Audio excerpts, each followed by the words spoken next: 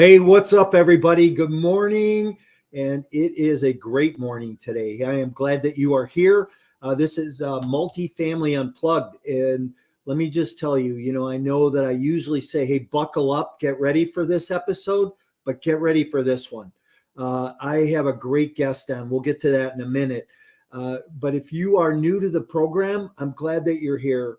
Grab your coffee, sit back, take a listen this morning because we're going to give a lot of insight and a lot of knowledge, things that will help you if you take those golden nuggets, move to the next level. But first, before I start, and I start this way all the time, is what is your intentions? What are you intentional about? Obviously, you got up early enough to be intentional about getting on and listening to Multifamily Unplugged today. Ultimately, you are intentional enough about coming to the show and trying to gain some piece of knowledge. But what are you trying to do in your life? I always talk to people about your daily disciplines. What are you doing on a daily basis? Are you meditating? Are you praying? Are you exercising? Are you working on eating right? Are you calibrating yourself?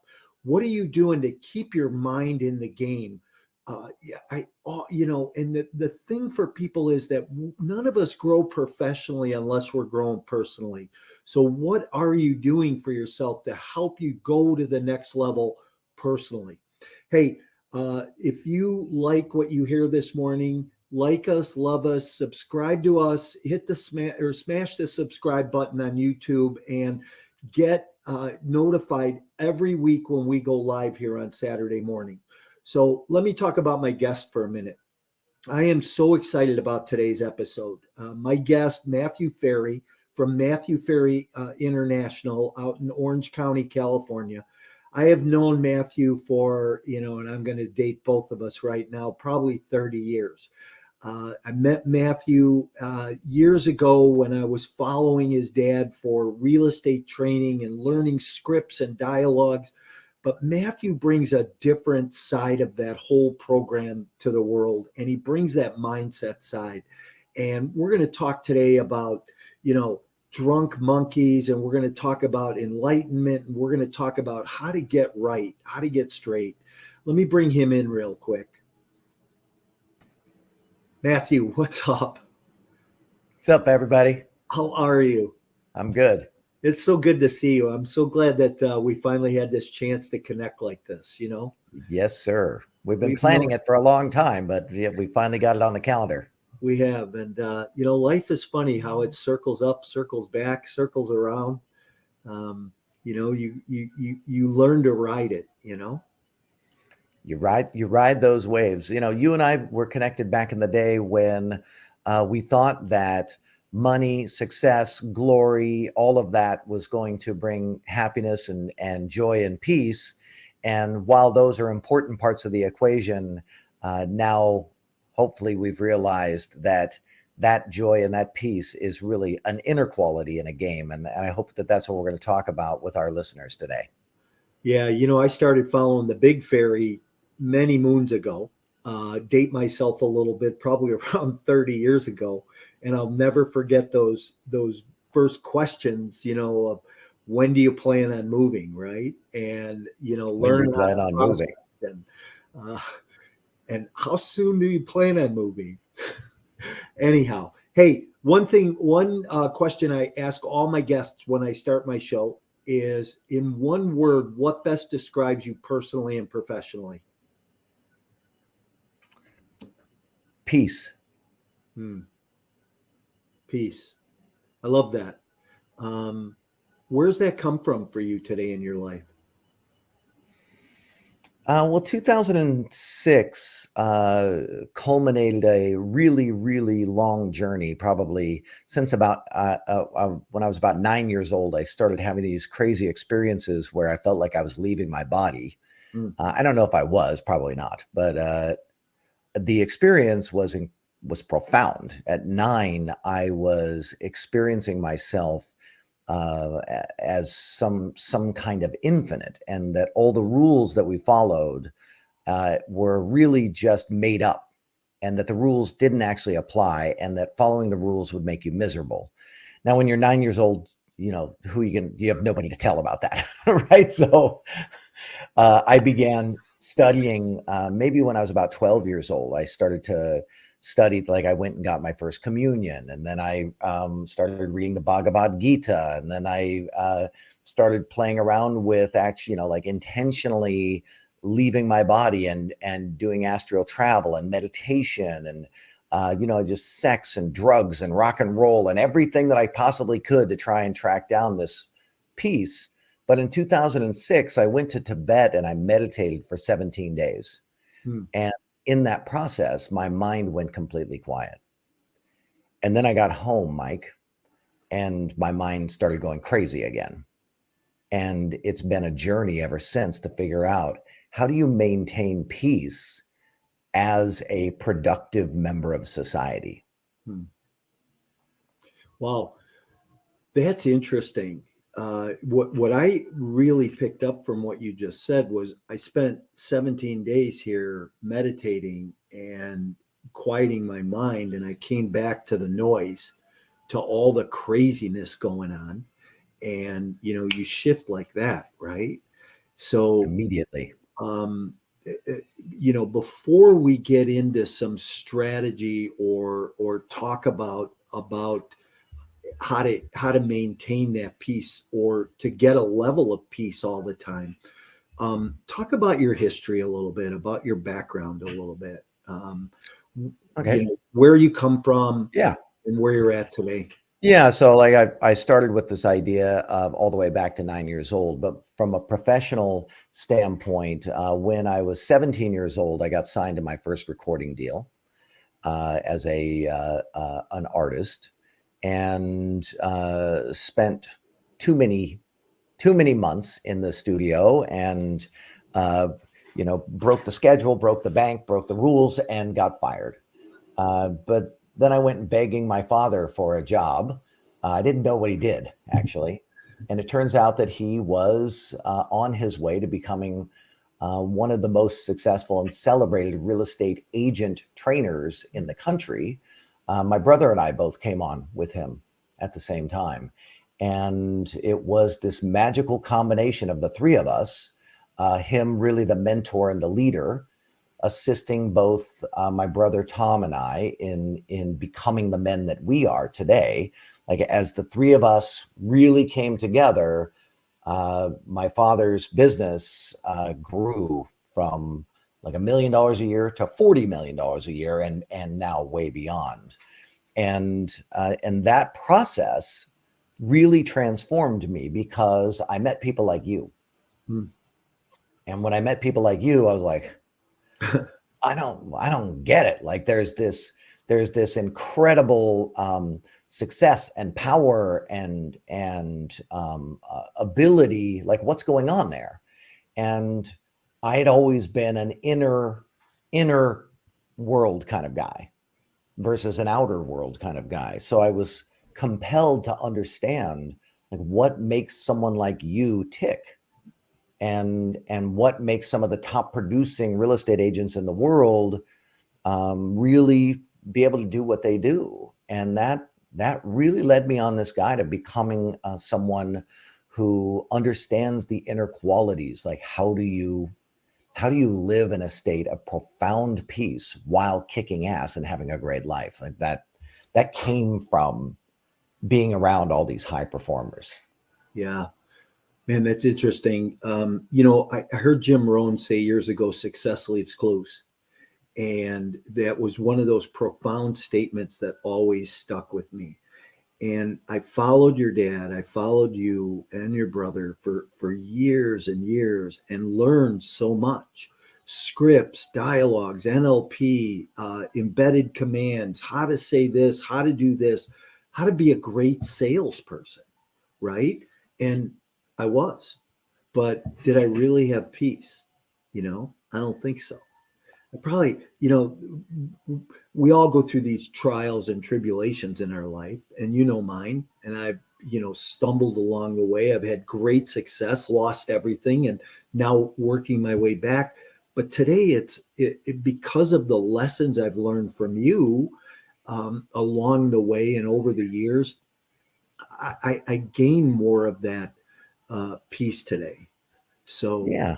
I think you know, we get humbled by our breakdowns mm, in a very positive way. yeah, And breakdown is the beginning of breakthrough. So if any of our viewers or listeners right now are in a breakdown, things aren't working or malfunctioning or screwed up or nasty bad, that that is to be celebrated, mm, because that shit that you're going through right now is leading you to the next breakthrough. And breakdown and breakthrough appear to be equal, meaning they're the same thing, but it's just on a different place in the timeline. So here's the breakdown is right here. The breakdown is a destructive phase of creation. And so breakthrough it's progressing from the breakdown. They go in these cycles. And so if anyone that is listening right now is experiencing a breakdown, just trust it's always going your way, even when it's not, even when all hope is lost. If you're interested in watching a podcast like this, then you are someone who likes to learn and grow and become. And people who like to learn and grow and become tend to be more ordering, creative, functional. You may suck right now, and that's okay. But the very fact that you're listening to this is evidence that you are a creative type, that you want to create stuff, that you want to do stuff. And so all there is to do is just to hang in there and put one foot in front of the other. And yeah. ultimately the breakdown turns into a breakthrough. Well, so many people say, "Oh my goodness, this happened to me," and I think you and I both come from the school today after years of thinking that maybe in our own life, "Oh, how could this have happened to me?" But now it's like, look what happened for me, Yeah. right? Look what that did to cause who I am today, to cause who you are going to be tomorrow as a result of what you go through today.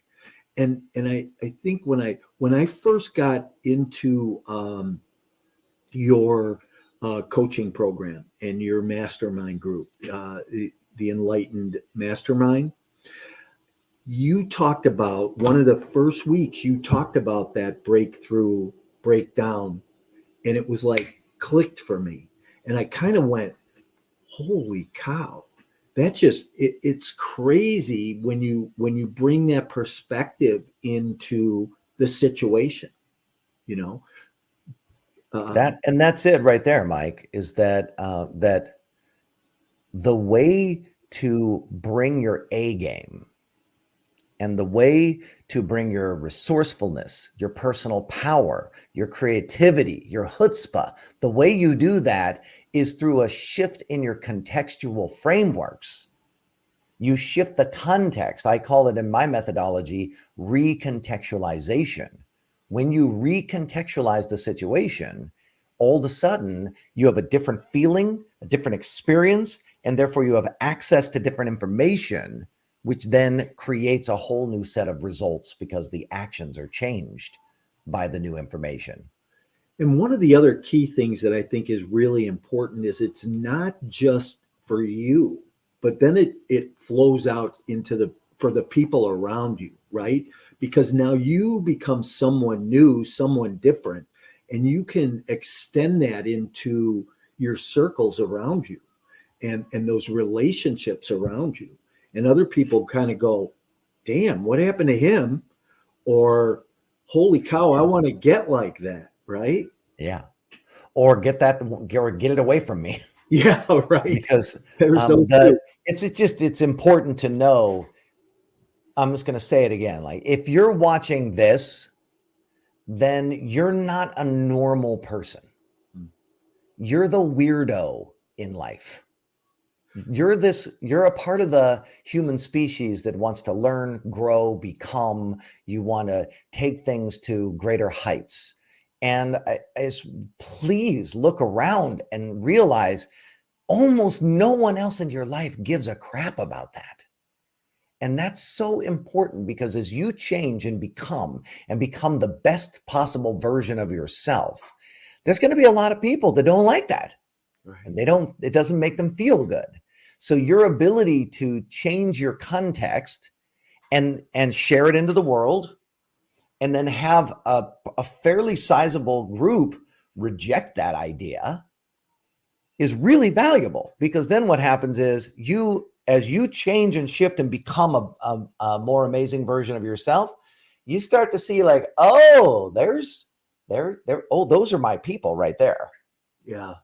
And you find those birds that you can flock together with, that all of you can rise together. Hmm.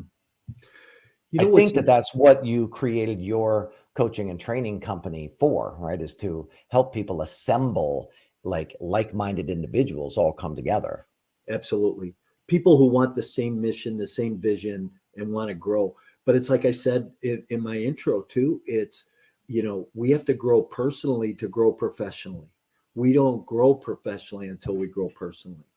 And you never know where that's going to show up in your life or how it's going to show up. When I think about over the years sitting in the back rows of your dad's 3,000 person summit, moving to the front rows, to leaving there, going to your brother, working for your brother, and now where I'm at today, being involved with you, and it's like this world circle that has just, all those steps along the way help you design who you are. And I want people to realize that, because I think people need to step back and look at themselves. Hey, talk about this. Talk about the drunk monkey, would you? I will. The drunk monkey is a language pattern that I started using when I was young, maybe about 21 years old. And I was meditating and was unable to get my mind to go quiet. And it made me hyper aware of that I had this critic in my head that was constantly bagging on me and labeling people and telling me that things weren't going to work out. And ultimately, one of my mentors said, "Well, you have a monkey mind." And I thought to myself, my monkey is wasted. My monkey is like a crazy, angry, hostile, drunk person. And, it stuck for me back then, Yeah. the drunk monkey. And so ever since then, I've used that as my way of distinguishing. There's a thing that talks in your head that isn't you. It's biological. It just talks whether you want it to or not. And it talks because there's a source. And in the rapid enlightenment process, I've distinguished, and I talk about that in my book. So if you haven't got my book yet, you should get my book. It's called Quiet Mind, Epic Life. But in my rapid enlightenment process, I started to distinguish the instincts that we have that trigger the mind to talk. It's what we're doing right now, Mike, in our mastermind together. And I call them hidden motives to survive. So these hidden motives are like little instinctive drives. We might think of them as hereditary. If consciousness is connected to our genetics, which we think it is scientifically at this moment, there's something that gets passed along that has every one of us experience greed, grudge, hatred, victim, illogical rules, humble, traitor, pride, resistance, and lazy. And any of those things getting triggered will get the mind talking. And that's what you experience as the drunk monkey. The drunk monkey wants to fit in. It wants to look good. It wants to be smart. It wants to be right. All of those things that essentially create anxiety and broken expectations. So what would you say right now to that woman or that man that wake up in the morning and they lay in bed and that alarm clock goes off and they go, I can't do this today. I just suck. I'm a failure. The fuck? What would you say to that person right now? I would say that you start with this mantra. Today, I am going to practice total and complete acceptance of all situations, all people, including myself. Today, I am going to practice total and complete acceptance of all situations, all people, and myself. This is an extremely tall order, but one of the primary tenets of the rapid enlightenment process, to practice total and complete acceptance of all situations, all people, and all and yourself is an expression of maybe a game that I would ask them to play. And the game is something that I give as an assignment to my top dog clients. And it's called going on an opinion diet. And if you haven't watched my TED Talk on going on an opinion diet, I highly recommend it. If you go to my website, matthewferry.com, you can watch the TED Talk there. And then I also created a little 30-day opinion diet PDF for you to follow as my gift. But when you go on an opinion diet, essentially what you're doing is you're working to deactivate the drunk monkey in your head, because the drunk monkey has opinions on everything, including things it knows nothing about. And when we track back the source of our feeling like a fraud, or feeling like I'm limited, or feeling like I suck, or feeling like I'm a loser, all of those limiting feelings inside, when we really analyze what's going on, we start to see that they're sourced in an opinion, not a truth, not a reality. It's a made up story about life. And if you really pay attention to the drunk monkey, so we could say that the rapid enlightenment process is like a mastery level version of mindfulness. So as you become mindful of and aware of the drunk monkey, you begin to see the drunk monkey doesn't even like you.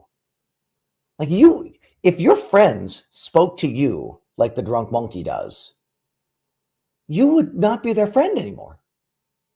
But you listen to the drunk monkey like the drunk monkey is your buddy, or like it's your trusted advisor. The drunk monkey doesn't care about you at all.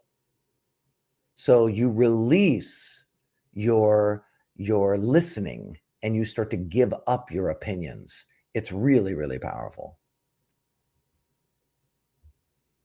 You're stuck on my side, Mike.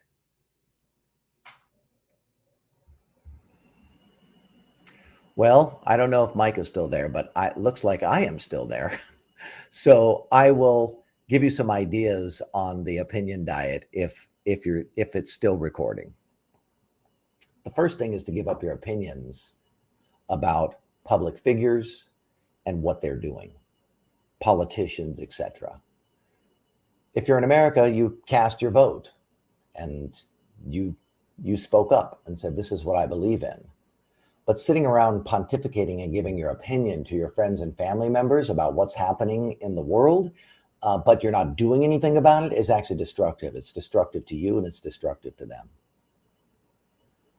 So stop giving your opinion. Instead, start taking action. Do something about it. If things are annoying you, they're annoying you because they're breaking your expectations, not because they're true. You have a preference, but you relate to your preference like your preference is reality. And your preference is not reality. It's just your bullshit. So own that. If you want to change the world, then change the world. But complaining about it and giving your opinion to all these people who don't really care, not really good for anybody.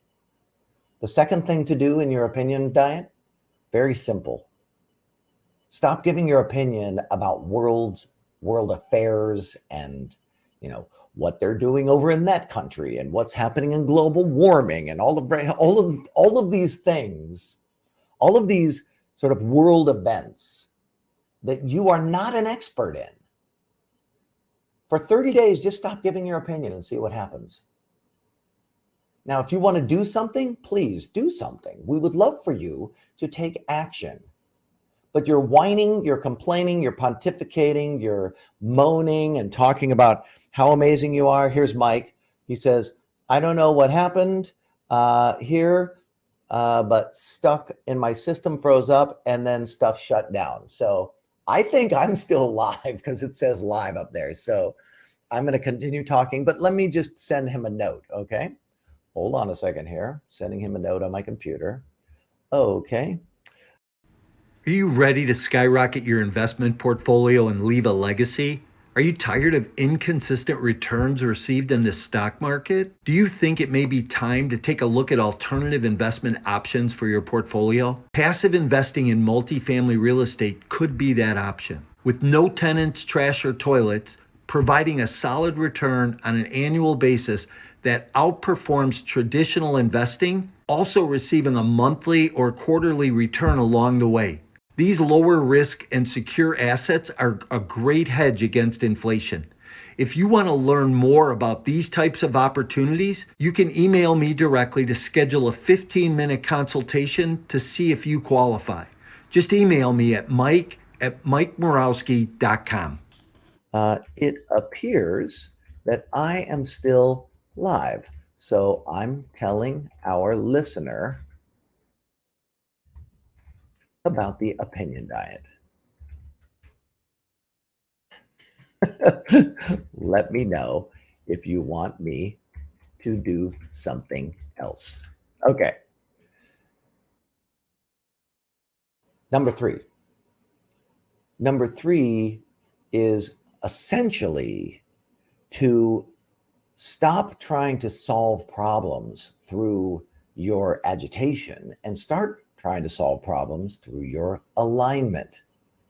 Like, go do something, go take action. And that kind of goes into number four. He says, I'm trying to reboot right now. I don't know what happened here on my end. Stand by. So we'll see what happens with Mike. And maybe this is, like I'm the guest. I'm the guest host today. We'll see. I don't even know if I'm recording, to be honest with you. So number four is to accept what you cannot change and to do something about what you can change.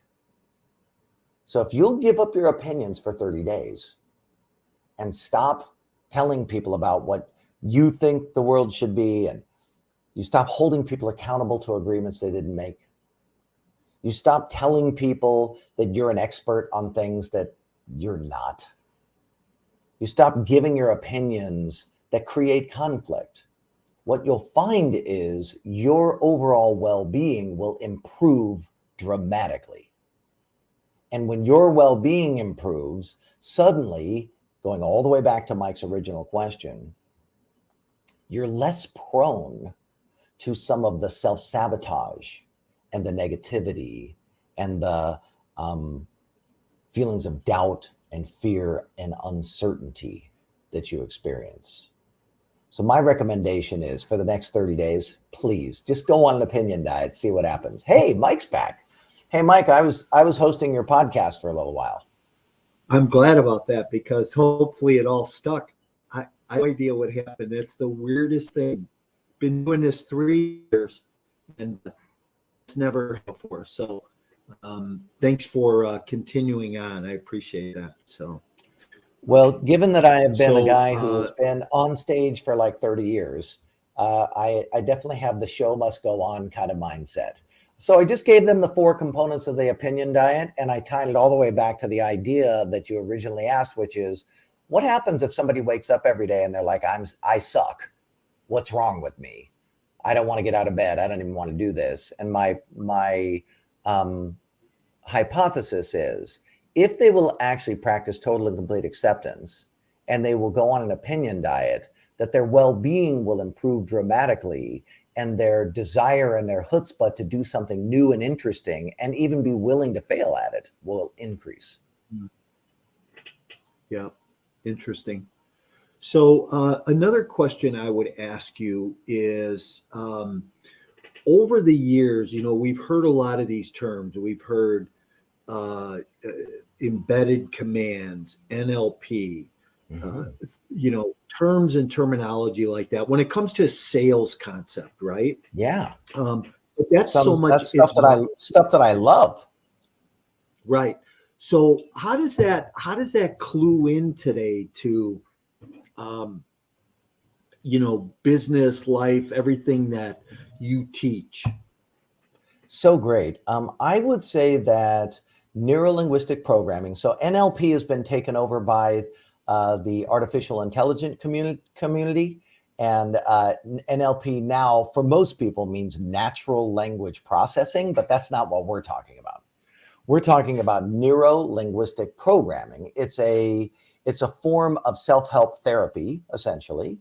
Okay. Some therapists actually do use NLP in their own process.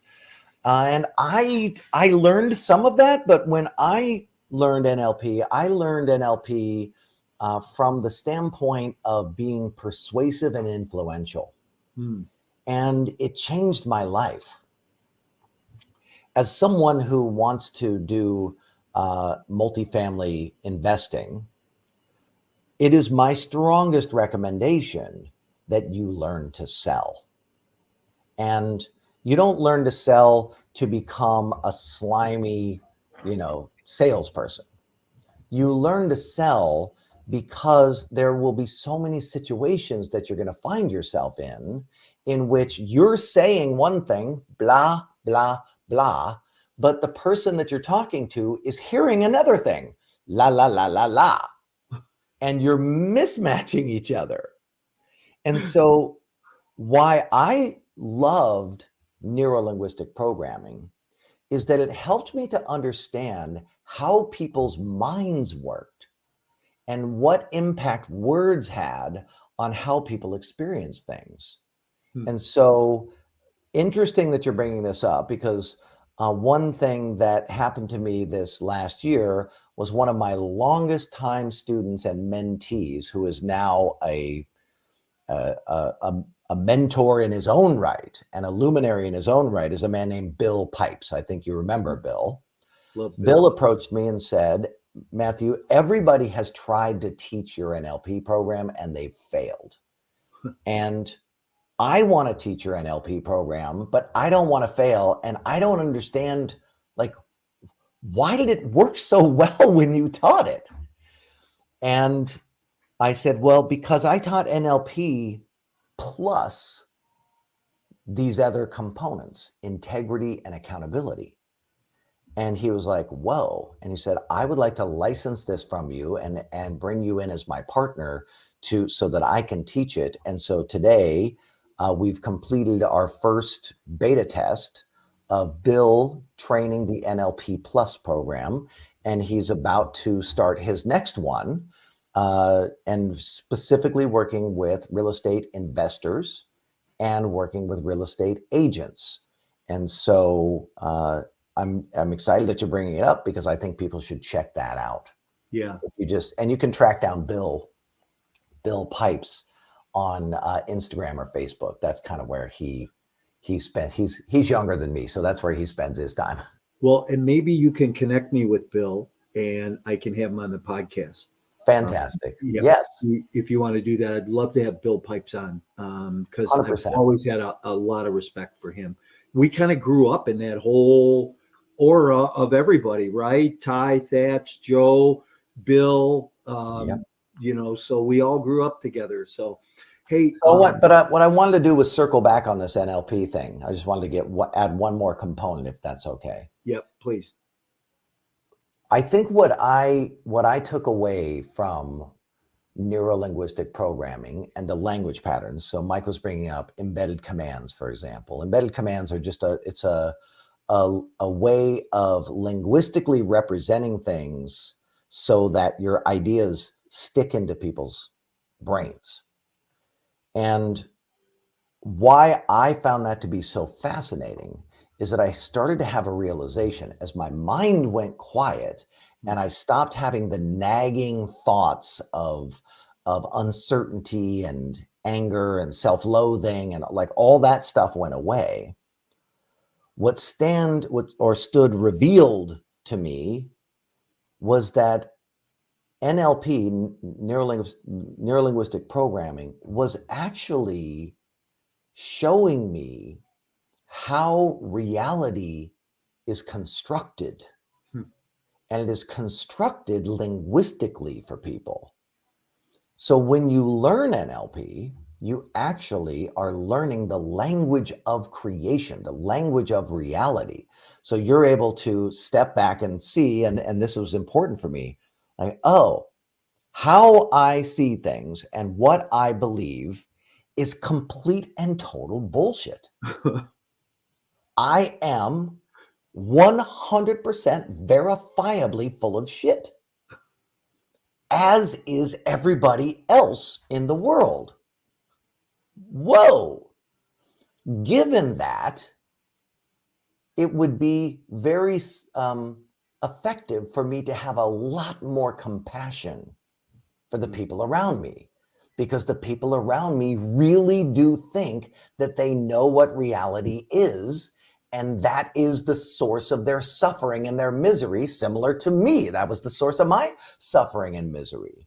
So it was this combination, Mike, of having my mind go quiet and then starting to have these realizations about how reality was constructed that enabled me to go into a much more peaceful state, and also be much more peaceful about selling, Yeah. making requests, going to people and saying, hey, I would like you to do this, and not feeling weird about it, not feeling insecure. Right. I It's love really that. I powerful. would like you to do this and not feeling weird about it. And one of the key points I think you said early on was that everybody's a salesman. Whether you're selling your spouse on something, whether you're selling your kids on something, whether you're selling the gardener on planting some extra trees or bushes, uh, or you're selling real estate, or you are selling an investor on why, or a seller on why you're the best investor to buy the deal. So everybody sells something at some point in their life. So I think that this process is really really impactful. So one more thing I want you to touch on before we're getting close to the end here, down to the last few minutes, um, is law of attraction, attracting things into your life, right? What's your belief philosophy around that? How's that work for you? I consider myself a crash test dummy for the law of attraction. I started to study my father's mentor, a man named Earl Nightingale, very early on in my life, maybe 21 years old. And he proposed that you become what you think about. Then I became very, very into Esther and Jerry Hicks' methodology on the law of attraction, and really, really worked the system, like really just went all the way in. And, listen, I can say that being committed to that, I have, attracted, uh, recording contracts. And, like when after my whole recording career died, I used that idea set and that methodology to start getting my songs published. In fact, I had, at part time, I was already working in a totally different industry. I had a couple of CDs that I made, music CDs with affirmations. Those things made about $1.5 million selling $20 CDs. And when I look back, I would say I credited that idea set about the law of attraction. Today, I have a different take on it. And what I find is that the law of attraction, ultimately, as my mind went quiet, I realized, oh, I'm labeling something that is not explainable. And I'm putting a label on it to make myself feel better. Hmm. And it's like why the apple tree grows. Do we know why the apple tree grows? If you ask a scientist, they'll give you a whole bunch of stuff. But in the end, if you go, but do we know why it grows? The answer is no. Do we know how it grows? The answer is actually no. We can describe it. The cells divide and blah, blah, blah, and all this stuff. But we don't even know why they're doing that. Right. And the law of attraction is a very similar thing. We have created a linguistic representation to describe something that we don't understand. And in the end, I find better to think of it like growing an apple tree. I don't know why the apple tree goes from the seed to the thing that bears fruit. I don't know why. But here's what I do know. I do know how to create the conditions that are conducive to produce the result that I want. So I can plant the garden, have the right sunlight, the right amount of water. I can make sure that there are no bugs trying to attack my plant. I can, I can make sure that there's enough nutrients in the soil. I can create the conditions that are necessary to produce the results that I want. And so through my journey with the law of attraction, I have had to personally transcend the idea of the law of attraction and just admit, I don't fucking know what's happening. Yeah. And instead, what I say is, I'm going to create the conditions for these miracles to occur. And I'm going to do everything in my power to have them occur. And it ultimately came down to the realization, I am the creative force that is creating. I am what is being created. You can't separate me from what I'm attracting because I'm not attracting it. I am it. It's coming through me. It's not from me. It's not external. It's all one thing expressing itself as an infinite variety of things. So that's probably a little more than you wanted as an answer, but that's where I'm coming from. But we needed to have all that. So even though it was a little bit more, that was great because we needed to have all that. And listen, from just a kind of a selfish place, right? Even if my listeners don't get anything out of today, I sure did. And just spending time with you. So I'm sure that my listeners got a lot. And listen, rapid fire, 3 quick questions. Best book you ever read? Eye of the Eye by Dr. David Hawkins. Okay. Best restaurant? Best restaurant? No clue. Too many. Really? Yeah. Give me one. Come on.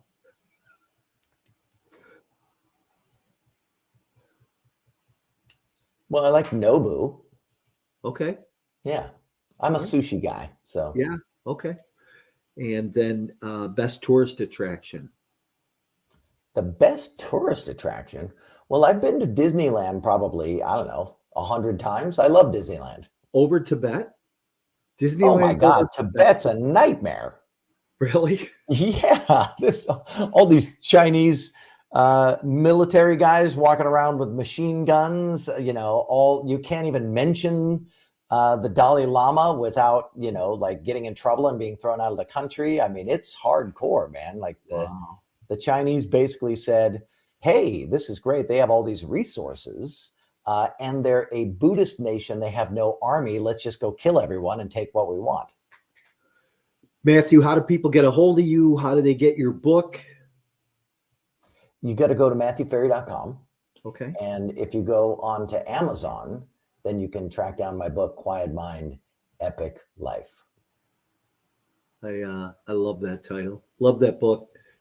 You want to talk real quick about your Enlightened Mastermind that people might have an interest Sure. in? I think, probably more relevant would be to just go and check out MatthewFerry.com and just see what else we have coming up. So like we just started an 8-step manifesting course. We're going to be doing Breakthrough to Bliss coming up here pretty soon. We're thinking about doing a more advanced mastery class around manifesting. But yeah, we got all kinds of stuff coming up. We don't open our mastermind except for one time per year in October. So there's plenty of stuff to do. Come hang out if you want to get into quiet mind states and be able to catch the mind going, crazy like Mind Dish did with the Tibet thing, right? You saw it's just like, it just goes. Well, I love hanging out with you, and I know others will too. So thanks for being here today. I appreciate you. I appreciate your time. And listen, the show must go on, right? I appreciate you picking up the slack when I disappeared. And I don't know. My system, it was like taken over by aliens. So we'll leave that for another day. But hey, I'm going to move you to the back room. If you hang out with me for a minute, I'm going to say goodbye. Bye-bye, everybody. Hey, everybody. That was my interview with Matthew Ferry. And you know what? Go to MatthewFerry.com, learn more about him, learn more about his teaching, training, coaching, his books. You know what? It made a difference in my life over the years. I know it'll make a difference in yours. Remember, we're here every Saturday morning. Share this episode with somebody else. Smash the subscribe button on YouTube so when we bring good stuff every Saturday morning, you're right there with us. Hey, thanks for being here. Everybody have a great week. Be intentional about what you're doing and spend some time with yourself alone. Take care, everybody.